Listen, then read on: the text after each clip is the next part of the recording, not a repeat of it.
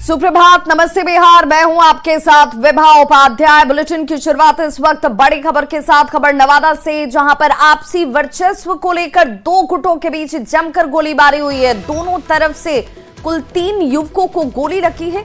घटना वारसलीगंज थाना क्षेत्र के बलवा गांव की। दोनों पक्षों के बीच में लड़ाई और गोलीबारी जो है वो होती नजर आई और दोनों तरफ से जमकर फायरिंग की गई है, जिसमें 3 लोग जख्मी हो गए। वहीं रोड़ेबाजी के दौरान एक पुलिसकर्मी भी जख्मी हुआ है। वारसलीगंज के एसआई निर्मल कुमार रोड़ेबाजी की इस घटना में जख्मी हो गए। रोड़ेबाजी में घायल 3 युवकों को इलाज के लिए पटना रेफर किया गया। फिलहाल बड़ी संख्या में पुलिस जो है घटना स्थल पर इस वक्त कैंप कर रही है।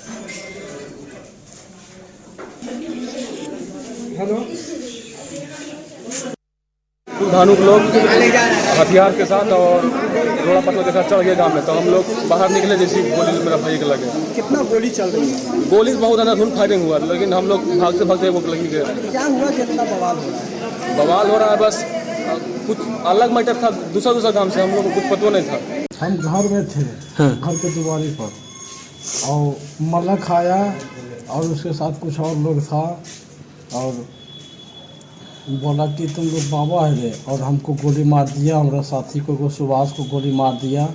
मलक था, सोनू था, एगो सोनू था मोटका, वो उसको क्या नाम है, दानिक पोता सोनू। अच्छा, एगो सुधीर था, बुटाई राउत का बेटा। खबर मोतिहारी से, जहां अपराध की साजिश रच रहे 5 अपराधियों को पुलिस ने गिरफ्तार किया है। जिले में एक प्रखंड प्रमुख के चुनाव में अविश्वास प्रस्ताव को लेकर एक बड़ी घटना को अंजाम देने के लिए अपराधी मोतिहारी पहुंचे हुए थे। गिरफ्तार अपराधी के पास से लोडेड पिस्टल और कारतूस बरामद किया गया। एसपी श्रीराज के नेतृत्व में छतौनी थाने के पुलिस ने नाकेबंदी कर वाहन चेकिंग के दौरान इन 5 अपराधियों को गिरफ्तार करने में कामयाबी हासिल की। पहले एक व्यक्ति को पकड़ा गया और उसकी निशानदेही पे 4 अन्य लोगों को ही हिरासत में लिया गया। इनके पास से 1 देसी पिस्टल, 6 कारतूस, 1 मारुति कार स्प्रेसो और 4 मोबाइल जब्त किया गया है। आशीष कुमार फेनहारा थाना का, दीपक कुमार फेनहारा का, मनीष कुमार, विकास कुमार और नीरज कुमार, ये तीनों तरियानी थाना जिला शिवहर का है। अभी तक की जो छानबीन में ये बातें प्रकाश में आई हैं कि पंचायत समिति सदस्यों के बीच का एक विवाद जो है वो दिख रहा है। प्रमुख के विरुद्ध कोई अविश्वास प्रस्ताव लाने की बात थी, तो विरोधी गुट के जो लोग थे वो इन पंचायत समिति सदस्यों को बाहर ले जाने से रोकने का प्रयास कर रहे थे। हथियार के बल पे उन्हें छुड़ाने का प्रयास कर रहे थे। वहीं बड़ी खबर पटना से आ रही है, जहां कंकड़बाग में घर में भीषण चोरी की वारदात को अंजाम दिया गया है। 30 लाख के आभूषण और सामान की चोरी चोरों ने कर लिया है। इस मामले की जांच में हालांकि पुलिस इस वक्त जुट गई है। 30 लाख के आभूषण और सामान पर चोरों ने हाथ साफ किया।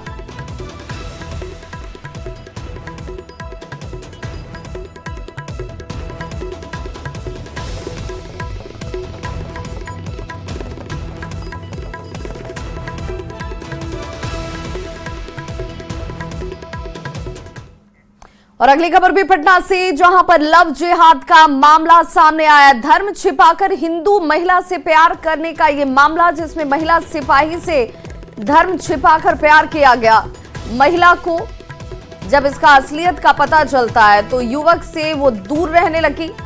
युवक ने तस्वीर वायरल करने की धमकी दी है। महिला सिपाही से 3 लाख रुपए तक वसूले गए। महिला सिपाही ने इसे लेकर अब FIR दर्ज कराई है। पुलिस ने युवक को गिरफ्तार कर लिया। वहीं बुद्धा कॉलोनी थाना क्षेत्र की ये घटना, जहां पर एक बार फिर से लव जिहाद का मामला सामने आया। संवाददाता संजय हमारे साथ इस वक्त ज्यादा जानकारी के साथ फोन लाइन पर जुड़ गए हैं।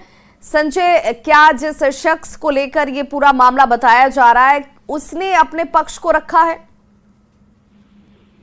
देखिए, दरअसल ये मामला ब्लैकमेलिंग से जुड़ा हुआ था। पहले उसने अपना नाम कुछ और बताया, उसके बाद इन दोनों के बीच जो है वो दोस्ती चल रही थी। 1 साल से ये दोस्ती थी।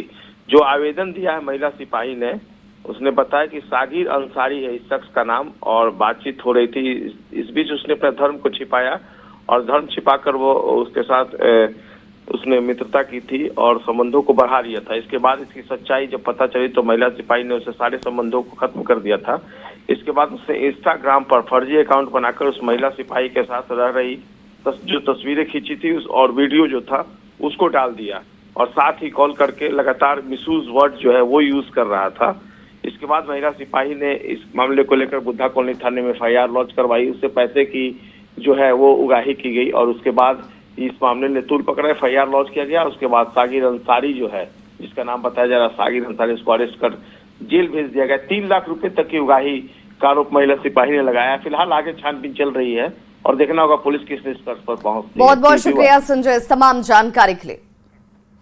बिहार के मुख्यमंत्री नीतीश कुमार एक बार फिर से रिकॉर्ड बनाने जा रहे हैं। जी हां, सीएम नीतीश कुमार आज पटना के ऐतिहासिक गांधी मैदान में बिहार लोक सेवा आयोग के दूसरे चरण की शिक्षक भर्ती परीक्षा में सफल हुए 26,000 से ज्यादा शिक्षकों को नियुक्ति पत्र देने वाले हैं। दोपहर 3 बजे का वक्त बताया जा रहा है जब गांधी मैदान में समारोह का आयोजन है। 26,925 नवनियुक्त शिक्षकों को नियुक्ति पत्र यहां दिए जाएंगे।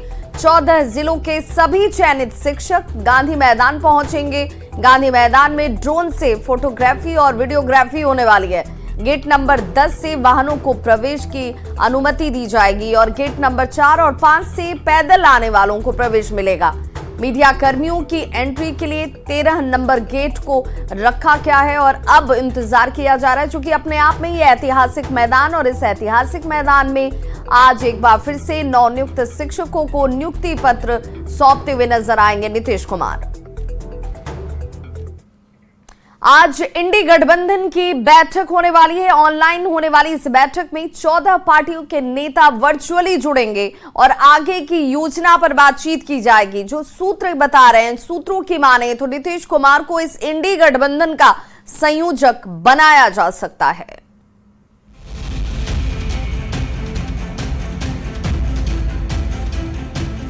बीजेपी के खिलाफ एक साथ आए विपक्षी दलों का शनिवार यानी 13 जनवरी को सुबह 11:30 बजे बड़ी बैठक है। ऑनलाइन होने वाली इस बैठक में 14 दलों के नेता वर्चुअली शामिल होंगे। सूत्रों की माने तो बैठक में बिहार के मुख्यमंत्री और जेडीयू के अध्यक्ष नीतीश कुमार को संयोजक बनाया जा सकता है। नीतीश कुमार को संयोजक बनाए जाने को लेकर विपक्षी इंडी गठबंधन में शामिल ज्यादातर दल सहमत हैं। लेकिन पश्चिम बंगाल के मुख्यमंत्री और तृणमूल कांग्रेस की प्रमुख ममता बनर्जी ने कुछ नहीं कहा है। सीट शेयरिंग को लेकर पिछले कुछ दिनों से दिल्ली से लेकर बिहार तक की राजनीति गरमाई हुई थी। जदयू नेताओं के लगातार तल्ख तेवर सामने आ रहे थे, लेकिन इस बीच सूत्रों के हवाले से एक महत्वपूर्ण खबर आई है और यह जदयू सूत्रों के हवाले से ही खबर है। कल यानी शनिवार को दिन में 11 बजे से INDIA की एक महत्वपूर्ण बैठक होने जा रही है। मोदी से मुकाबले के लिए एकजुट हुई विपक्षी पार्टियों के बीच सीट शेयरिंग के मुद्दे पर लगातार बैठकों का दौर जारी है। कांग्रेस की राष्ट्रीय गठबंधन समिति आए दिन सीट बंटवारे को लेकर राज्यवार चर्चा कर रही है।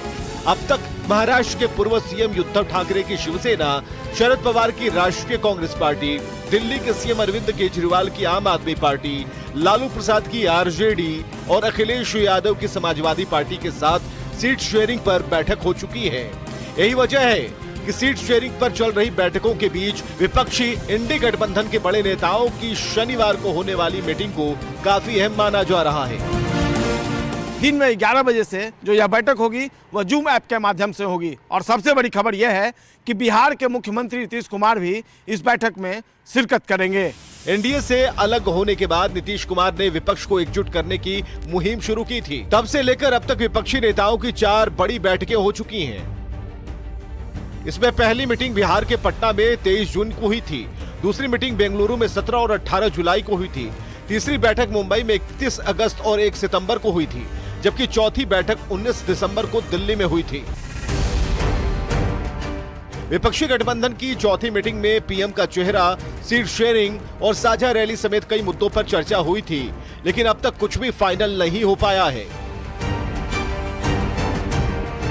पिछली बैठक के बाद कई बार इस बात की चर्चा होती रही कि नीतीश कुमार विपक्षी गठबंधन के संयोजक बनाए जा सकते हैं।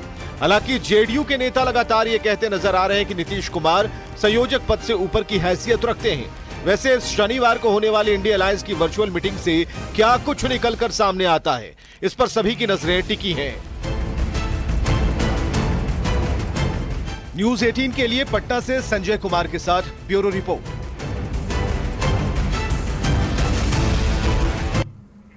तो सुबह 11:30 बजे का वक्त है जब वर्चुअली ये मीटिंग होती नजर आएगी। 14 पार्टियों के नेता इसमें जुड़ने वाले हैं और नीतीश कुमार को संयोजक बनाने की खूब चर्चाएं हैं। बिहार के भवन निर्माण मंत्री अशोक चौधरी ने कहा है कि इंडिया अलायंस में सीटों के बंटवारे पर लेफ्ट के लोगों ने अपनी बातें रख दी हैं, कांग्रेस ने भी अपनी बात को रखा है, लेकिन जब बैठक होगी तो सभी की बातों पर विचार किया जाएगा। वहीं बीजेपी द्वारा जेडीयू को 2014 में 2 सीटों वाली पार्टी बताने पर अशोक चौधरी ने पलटवार किया। उन्होंने कहा कि बीजेपी अपना भी देखे, बताए कि 2015 के विधानसभा चुनाव में बीजेपी को कितनी सीटें आई थी। सीपीआई ने भी तो अपनी बात रखी है ना कि हमें इतनी सीट चाहिए। जब सब कोई अपना अपना बात रख रहा था तब ना हमारे मंत्री विजेंद्र यादव जी ने रखी अपनी बात कि हम 17 सीट पे लड़े थे, हम 17 सीट पे लड़ेंगे। जब सीपीआई, माले, कांग्रेस पार्टी सब अपनी बात रखी तो अपनी भावना को उन्होंने भी व्यक्त किया। तो जब बैठेंगे लोग तो बातचीत होगी। लेकिन लगता है कि आपको मान जाएंगे ये लोग जदयू के 17 सीटों तो बात करेंगे, जो लोग निगोशिएशन में बैठेंगे, जो लोग निगोशिएशन में बैठेंगे बात होगी। लेकिन 17 सीट तो हमारी है ही है ना। 17 सीट पर हम लड़े थे, 17 सीट तो हमारी है ही है ना। लेकिन सर बीजेपी तो ये कह रही है कि जो 16 सीटें उन्होंने जीती थी वो जब बीजेपी के साथ रहे थे तब जीते थे, उनकी हैसियत 2 सीटों की थी और आरजेडी शून्य पर सिमट गई।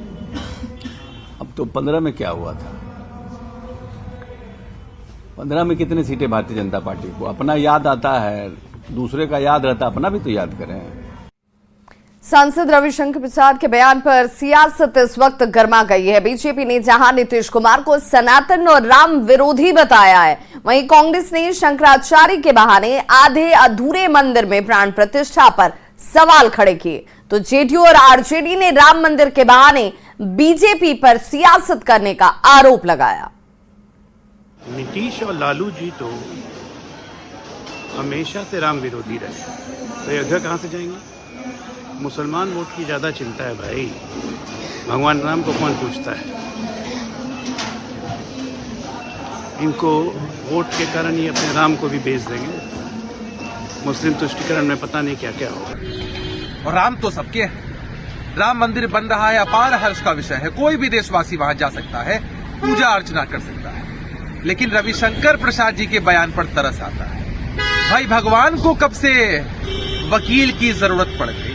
अपने महिमा मंडन के चक्कर में कुछ भी बोलते हैं कि भगवान राम के वकील हैं। सच तो यह है कि इन लोगों ने हमेशा राम के नाम पर राजनीति की और सनातन संस्कृति ने हमेशा सर्वधर्म समभाव सिखाया है, न कि द्वेष का वातावरण फैलाना। देखिए, जाति आधारित गणना के हिसाब से बिहार में 10 करोड़ लोग जो हैं वो हिंदू हैं और भारतीय जनता पार्टी ने 90 से 95 लाख लोगों के घरों तक वो अक्षत भिजवाई है। यानी कि सामाजिक रूप से 4 प्रमुख जातियां ही हैं जो 9.5% की संख्या में आते हैं। यानी कि कुछ चुनिंदा मनुवादी सोच वाले व्यक्तियों के घरों तक ही ये अक्षत पहुंचा है, क्योंकि भारतीय जनता पार्टी दलित और पिछड़ों को तो अछूत समझती है और ये प्रोपेगेंडा है। इन्होंने किसी को कोई निमंत्रण नहीं दिया है, ना इन्होंने हमारे राष्ट्रीय अध्यक्ष जी को निमंत्रण दिया है, ना ही इन्होंने हमारे बिहार के डिप्टी सीएम को आमंत्रण दिया है, क्योंकि भारतीय जनता पार्टी प्रोपेगेंडा फैलाती है। चारों मठों के जो हमारे शंकराचार्य हैं, उन्होंने इस राम मंदिर में प्राण प्रतिष्ठा को गलत बताया है, क्योंकि यह धर्म सम्मत नहीं है। अधूरे मंदिर में कभी भी प्राण प्रतिष्ठा नहीं की जा सकती है। इन प्रश्नों का जवाब किसी भी भारतीय जनता पार्टी के नेता के पास नहीं है, चाहे कोई भी हो। पहले उनका जवाब ढूंढें। हम सबको मालूम है कि शंकराचार्य हिंदू धर्म के वो एक तरह से कहिए हमारे सबसे बड़े लीडर माने जा सकते हैं हिंदू धर्म के। वो कौन सी वोट की राजनीति कर रहे हैं, उनसे क्यों नहीं वो प्रश्न पूछ रहे हैं। सासाराम में बिहार सरकार के एक और मंत्री ने भगवान श्री राम के मंदिर को लेकर अक्षत वितरण पर सवाल उठाया है। श्रम संसाधन मंत्री सुरेंद्र राम ने कहा कि बीजेपी और नरेंद्र मोदी के लोग पूरे देश में अक्षत बांटने का काम कर रहे हैं, जबकि उनकी सरकार युवाओं को सरकारी नौकरी बांट रही है। ये जनता को तय करना है कि उनका पेट फूल और अक्षत से चलेगा या फिर सरकारी नौकरी से। हमारी सरकार जो है मंदिर मस्जिद से अलग हट करके विकास के कार्य में हम लोग ध्यान दे रहे हैं। आप लगातार इस चीज़ को देख रहे होंगे कि बिहार में कम संसाधन के बावजूद भी हमारा सरकार जो है एकदम लगातार विकास के साथ साथ और नौकरियां भी सरकारी लोगों को मिल रहा है। तो एक तरफ बिहार सरकार जो है सरकारी नौकरियां बांट रही है, उसी और दूसरे तरफ वो जो है मोदी भाजपा की सरकार जो है अक्षत बांट रहा है। बिहार में स्वच्छता रैंकिंग में गया को लगातार तीसरा स्थान मिलने पर नगर निगम के मेयर, डिप्टी मेयर और पार्षदों ने केक काटकर खुशी मनाई है। इस मौके पर गया के मेयर और जनप्रतिनिधियों ने निगम के अधिकारियों, कर्मचारियों और लोगों को बधाई दी। 10 लाख तक की आबादी वाले शहरों में बिहार को पहला स्थान मिला है। निगम के अधिकारियों ने अगले साल और बेहतर सुविधा और रैंकिंग में सुधार का संकल्प लिया। 10 लाख से नीचे की आबादी पर लगातार तीसरे वर्ष तक नंबर 1 पर आए हैं। उसके लिए हमारे नगर निगम के सभी पार्षदगण को मैं कोटि कोटि धन्यवाद देना चाहता हूं, क्योंकि उन्होंने भी इस पायदान पर आने के लिए उनका भी बहुत बड़ा सहयोग रहता है। और साथ ही साथ मैं नगर निगम के कर्मचारियों को भी हर दिल से बधाई देना चाहता हूं, क्योंकि उन्होंने भी बहुत कड़ी मेहनत किया है। मेयर भी सही हो, समीकरण सही हो, लगन सही हो, साहस पराक्रम हो और सबसे बड़ी चीज की गया जी को विकसित करने की इच्छा शक्ति हो, उसी समय 99% काम सामने आ जाता है और सरल हो जाता है। इन्हीं सब चीज़ों के साथ हम लोग चाहे महान पद पर नहीं हो, बड़े पद पर नहीं हो, लेकिन गया जी को इतना तक दिखाया है जो बड़े बड़े लोग भी नहीं कर सकते हैं, बड़े पद धारक भी। और आगे आने वाला 2024 से 25 तक आशा ही नहीं पूर्ण विश्वास रखते हैं कि गया शहर के लोग, सम्मानित लोग खुद ब खुद यह रियलाइज करेंगे कि गया जी में ये परिवर्तन सामने दिख रहा है। तो स्वच्छता सर्वेक्षण 2023 की रिपोर्ट अब सामने आ चुके हैं। बिहार पहली बार स्टार रैंकिंग में शामिल हुआ है। बिहार के 2 शहर जिसमें पटना और सुपौल को कचरा मुक्त शहर के लिए पुरस्कृत किया गया। 10 लाख की आबादी वाले 46 शहरों की लिस्ट में 25वें स्थान पर इस साल पटना रहा है और साफ सफाई के मामले में पहली बार दिल्ली में बिहार को स्टार रैंकिंग में शामिल करके अवार्ड दिया गया। ज्यादा जानकारी दे रही हैं संवाददाता विनीता मिश्रा। स्वच्छ सर्वेक्षण 2023 की रिपोर्ट सामने आ गए हैं। 10 लाख से अधिक आबादी वाले 46 शहरों में पटना को 25वां स्थान मिला है और इसी के साथ बिहार पहली बार स्टार रेटिंग लिस्ट में शामिल हुआ है। बिहार के 2 शहर पटना और सुपौल कचरा मुक्त शहर में अपना स्थान प्राप्त कर चुके हैं और बिहार को पहली बार ये अवार्ड मिला है। आपको बता दें कि दिल्ली में बिहार को ये अवार्ड दिया गया है और पटना और सुपौल को पहली बार स्टार रेटिंग लिस्ट में शामिल की गई है। यानी बिहार के 2 शहर कचरा मुक्त शहर यानी GFC के तौर पर पुरस्कृत किए गए हैं। आपको बता दें कि देश भर में ऐसे 88 शहरों को स्वच्छता सर्वे 2023 में शामिल किया गया जो गंगा नदी के किनारे बसे हैं। पटना को गंगा टाउन शहरों में 6ठा पायदान हासिल हुआ है। गंगा टाउन शहरों में टॉप पर वाराणसी को और पहला रैंक प्राप्त हुआ है। इसके बाद प्रयागराज, बिजनौर, हरिद्वार और कन्नौज जैसे शहर को रखा गया है। बिहार के शहरों की अगर बात करें तो बढ़िया को 14, सुल्तानगंज को 15, हाजीपुर को 20, कहलगांव को 21, बेगूसराय को 22, सोनपुर को 23, मोकामा को 28 नंबर पर रखा गया है। सबसे नीचे 88वें पायदान पर छपरा को रखा गया है और पटना पहली बार कचरा मुक्त शहर बना है, स्टार रेटिंग लिस्ट में शामिल हुआ है और 46 शहरों में 25वां स्थान प्राप्त किया है। वर्ष 2022 की अगर हम बात करें यानी पिछले साल की अगर हम बात करें तो पटना 38वें पायदान पर था। इस बार पटना ने रांची, दिल्ली, आगरा, नागपुर, चेन्नई, बेंगलुरु, अमृतसर जैसे तमाम शहरों को पीछे छोड़ते हुए 25वें स्थान पर अपना कब्जा जमाया है और पहली बार स्टार रेटिंग लिस्ट में बिहार के 2 शहर शामिल हुए हैं और पटना और सुपौल कचरा मुक्त शहर की लिस्ट में पुरस्कार पाने वाला बिहार का पहला शहर बन गया है। विनीता मिश्रा, न्यूज़ 18 पटना।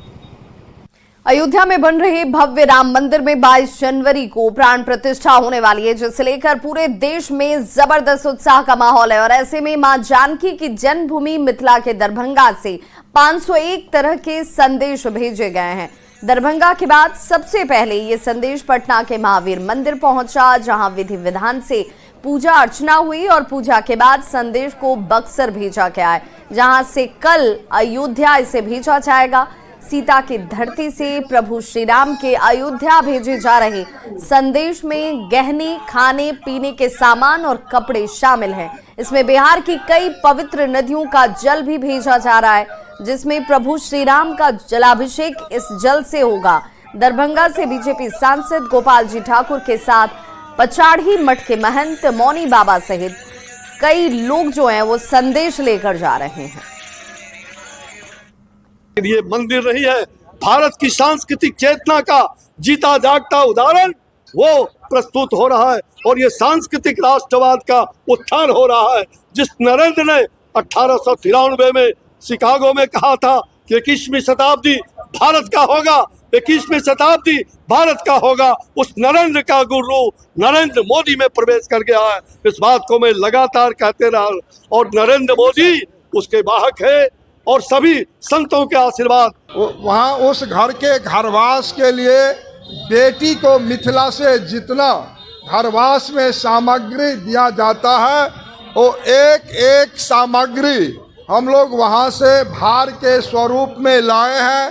चाहे माँ सीता के लिए साड़ी, कपड़ा, गहना, लाठी, सिंदूर, श्रृंगार का जितना सामग्री सब लिए हैं। अयोध्या में बन रही भव्य राम मंदिर में प्राण प्रतिष्ठा को लेकर बिहार के स्कूली बच्चों में जोश और उत्साह देखने को मिल रहा है, जहां शिक्षक क्लास में रामधुन बजा रहे हैं और बच्चे भजन गाते नजर आ रहे हैं। रोहतास के राष्ट्रीय उच्च माध्यमिक विद्यालय डिलिया डेहरी के संगीत शिक्षक सुभाशीष पांडे इन दिनों सुर्खियों में हैं। सुभाशीष की माने तो बच्चों में रामलला की प्राण प्रतिष्ठा को लेकर उत्साह दिखता है और उसी के बाद ये रामधुन बजाकर बच्चों को भजन की तरफ आकर्षित कर रहे हैं।